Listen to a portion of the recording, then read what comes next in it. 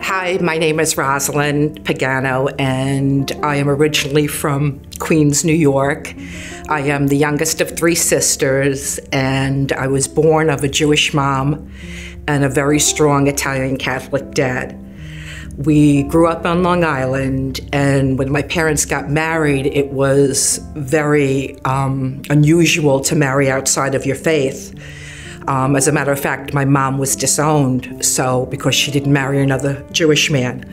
So when they had children, they decided to have us decide when we were older which faith we wanted to worship. So we were raised celebrating everything growing up. We celebrated Easter, we celebrated Passover, we celebrated Hanukkah, we celebrated Christmas. And although that sounds ideal, being able to celebrate everything, as I was growing up, I really wasn't strong in either faith. I knew a little bit about Judaism, and I knew a little bit more about Catholicism. So when I was 19, I met Dennis, I fell in love with Dennis. He was an Italian Catholic man, and it was very important for him to be married in the church that he grew up, in the Catholic Church. And when we went to talk to the priests there, they didn't recognize me because I had never been baptized or confirmed, which is very important in the Catholic religion. So they told us that we couldn't marry there.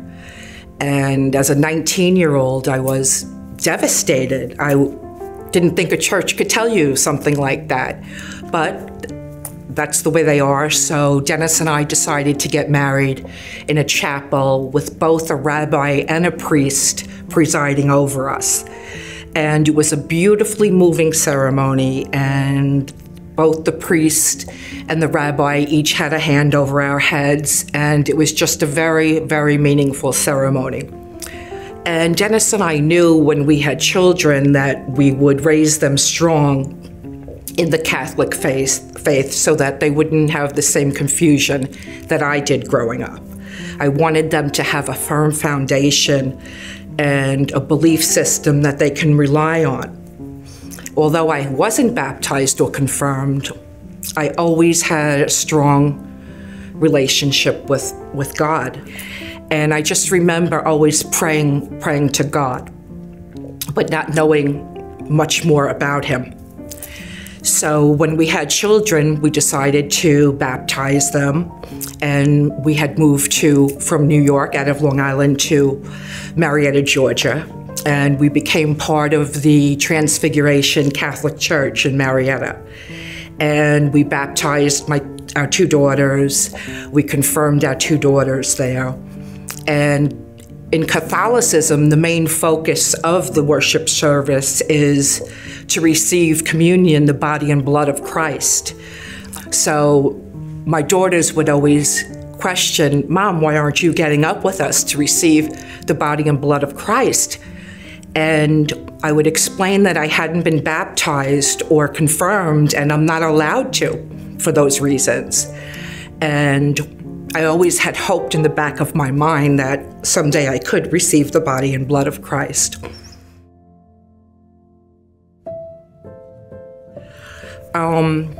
Unfortunately, my marriage to their father was taking a bad turn in terms of he was an alcoholic, and I knew he was drinking, but I didn't know to what extent, and it was getting harder and harder to cover for him. The kids were starting to notice it, and he was in denial about it, and it was just hard.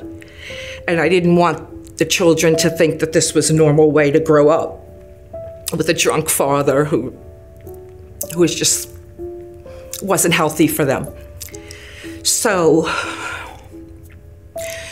with everything I had, and trust in God to help me get through it, I processed to divorce Dennis, which was one of the hardest things I've ever done in my life. When I married him, I thought it was forever, until death do us part, never expecting to break up my family. And that's exactly what I did. And it was a very, very difficult process to go through in the Cobb County court system. And it was a very scary process, but I did believe that God would see me through it. And my relationship started to get stronger at that time. As a matter of fact, I know God carried me through it. And I had learned so much about God by going to Transfiguration and worshiping there. And I started to just have a better relationship with him. And he did see me through that terrible process, and the girls grew up, and my life was going along, so to speak. And I have a career in human resources and was working in the corporate world for many years. And about 7 years ago, I decided to get out of the corporate world and come here to interview for a position that they had here for a human resources person. So I interviewed and I met Mark Droege, and just felt very, very peaceful here. I was very interested in becoming an employee here. And I remember Mark asking me, we have a staff chapel every Tuesday where the staff worships, because most of them work on Sundays. And it's required that all staff attend. Are you going to have a problem with that? And I said, Mark, I'll be one of the first ones there. I won't have a problem with it.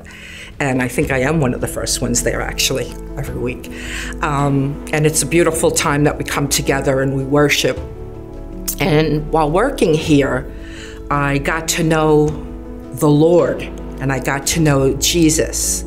When I prayed, I had always been praying to God, and I didn't really know the Lord, didn't know Jesus, didn't know any of the wonderful stories about his grace and about his love for his people. But over the years working here and through Staff Chapel, ironically, I learned a lot. I learned and built a very strong relationship with Jesus. And then I saw what was happening to our church a couple of years ago. The North Georgia Conference was making some demands, and Pastor Jody Ray stood firm in his beliefs. And I saw our leadership team, and I saw Jody just getting his reputation tarnished, horrible things being said. And I just saw him taking it with such grace and never anger, never wavering from the end goal, which was to preach the word of the Lord here at Mount Bethel. And it moved me. It moved me tremendously, because I witnessed what was going on, and I saw how a believer was reacting to that hostility. It was like a spiritual war going on here, and he just handled himself with incredible dignity and grace. And it made me want to become a member of this community, the Mount Bethel community. As it was going on,